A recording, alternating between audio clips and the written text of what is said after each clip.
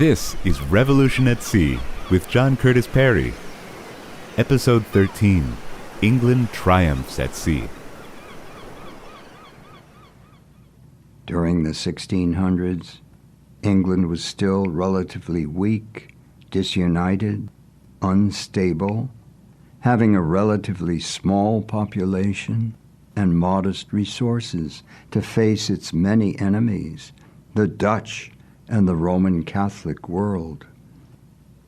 England tried to protect its trade with the Navigation Acts passed by Parliament in 1661, aimed specifically at the Dutch.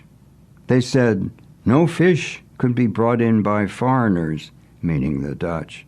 The Dutch would be allowed to bring in only their own goods, and all goods directed to English colonies had to pass through England first, even if they were carried in English ships.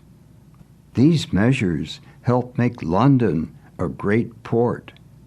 Politically prominent, the city enjoyed a favorable geographical situation with easy riverine access to the sea. Greenwich, with its painted hall, offered a ceremonial access to the realm. The Thames, self-scouring, rarely flooded, and did not ice over. Tension with the Dutch flared into 3 17th-century closely fought wars waged at sea, wars that did not settle anything. Although inconclusive, they were humiliating to the English. The Dutch even sailed up the Thames and captured the English flagship Royal Charles and towed her away. The great Dutch Admiral Tromp supposedly lashed a broom to his mast as a symbol of his determination to sweep the English foe from the seas. The English both admired and despised the Dutch. John Evelyn, the great diarist, wrote candidly, "The Dutch exceed us in all things except envy." The English copied Dutch ships, used Dutch water control techniques to drain the fens in the marshy southeast, borrowed Dutch maps and charts, lured Dutch marine artists to resettle in England, and praised Dutch society. Visitors were impressed by what they saw there, as we have noted. But in other ways, the Dutch come off badly in popular verse. In matters of commerce, the fault of the Dutch is giving too little and taking too much. Poet Andrew Marvell referred to them as the undigested vomit of the seas. Since having a land frontier to defend put the Dutch at strategic disadvantage, island Britain could flower as the Netherlands faded. The English could dominate oceanic entrances and exits from northern Europe, choke points, we might say. No Dutch fleet, merchant or naval, could approach or leave the North Atlantic without passing under England's oceanic shadow. And the Dutch did not consistently maintain a battle fleet. Within England, the 17th century was a time of tumult, war, and civil war. Nearly 1 million died in a struggle between monarchy and parliament. The English shocked all of Europe by executing their king, Charles I, in 1649. They created a republic, which was followed by a dictatorship, that of Oliver Cromwell. Then they restored the monarchy in 1660, which was followed by plague in 1665 and the Great Fire of London, 1666.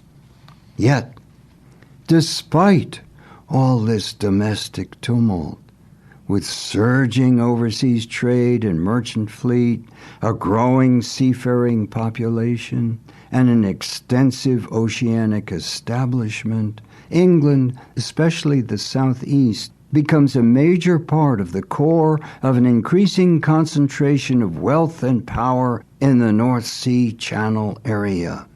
This is a core that remains important today.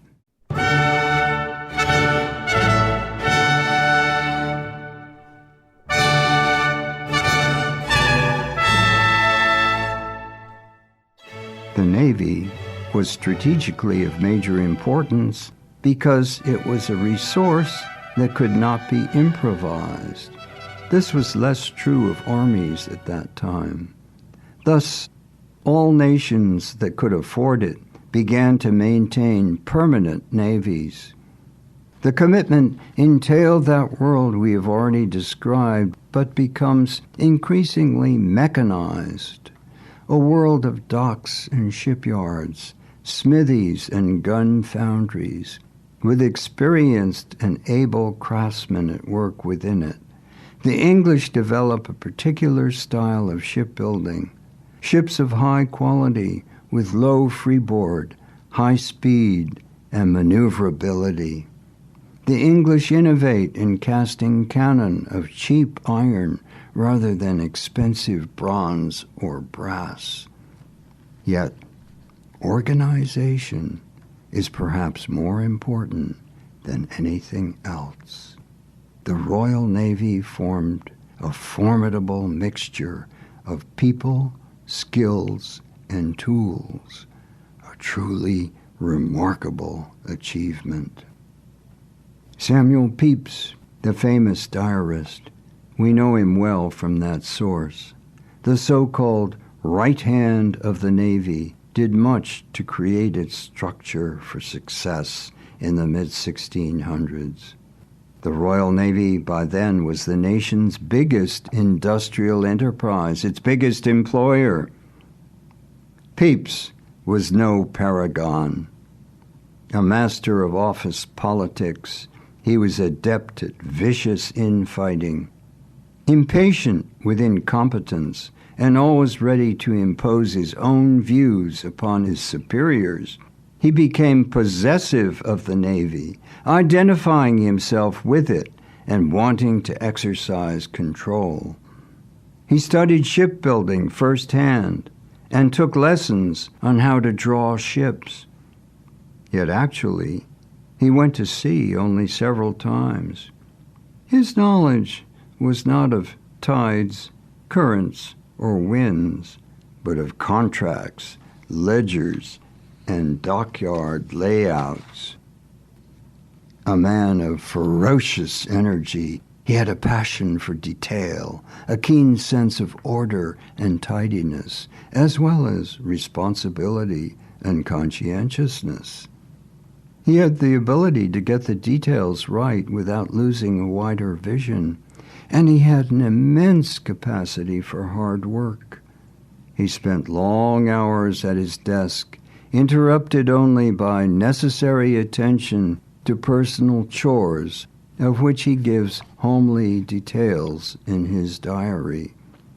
He liked to visit pubs, to sing as well as to drink. He tells us about taking his wig to the barber's to have it cleaned of lice. And he writes of his favorite diversion, a tireless pursuit of women, about whom he writes in the greatest detail. His ideal targets were married women, since he thought them less likely to have venereal diseases.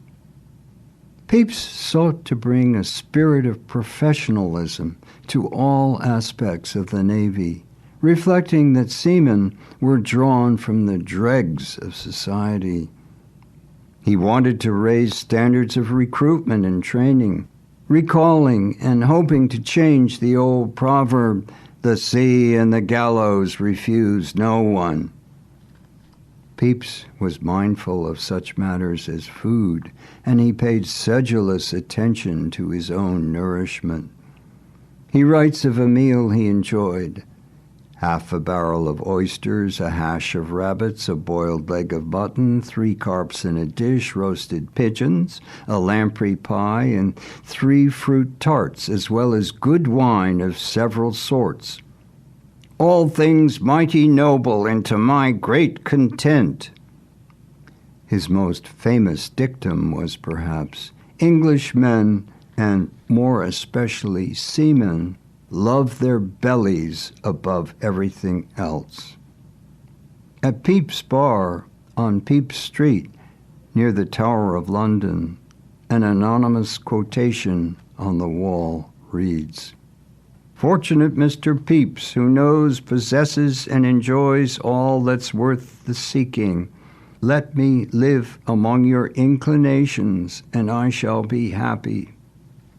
From 1650 on, sea power becomes the primary object of all English governments. They could put virtually all their military resources into it, and the English Navy emerges as the world's largest.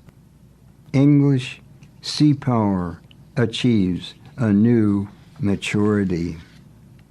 The nation underwent revolution in 1688, a benchmark in the modernization of the state, making Parliament supreme over the monarch.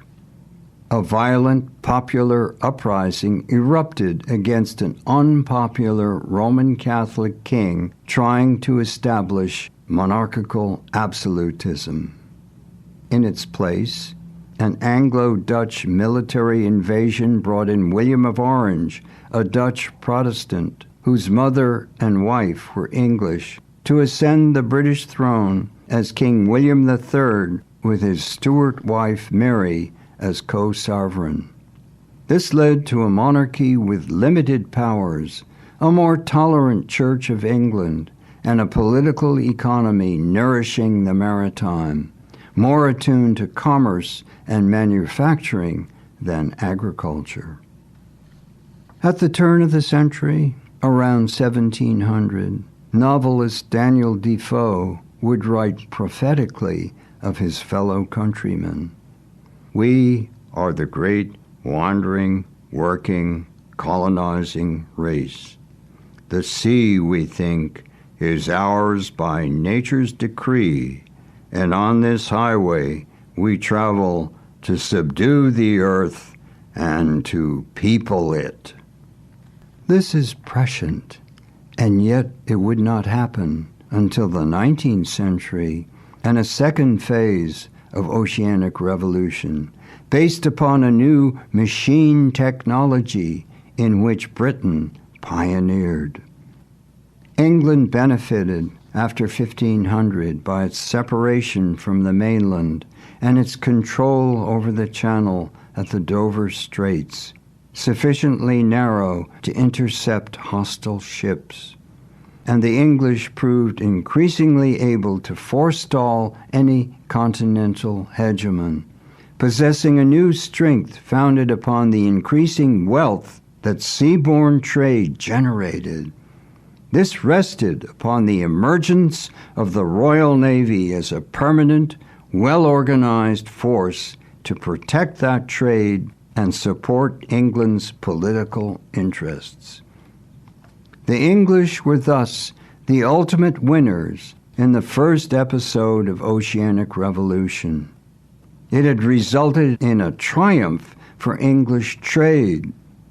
A second phase of oceanic revolution in the 19th century would create a triumph for British industry.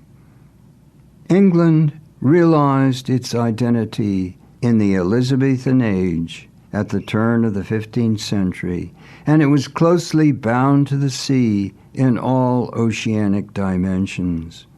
As a source of wealth, fishing, as an avenue for coastal and oceanic shipping, supporting commercial expansion, and as an arena for achieving national power and international recognition.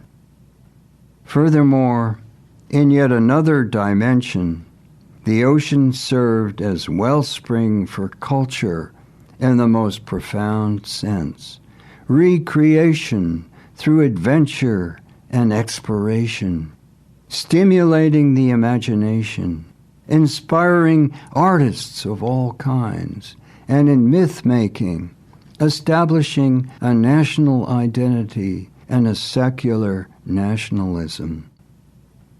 Perhaps we can say that a romantic navalism replaced something of the lost Roman Catholicism with new rituals, new pomp, and new drama, which would flower as part of the splendid apparatus of imperialism.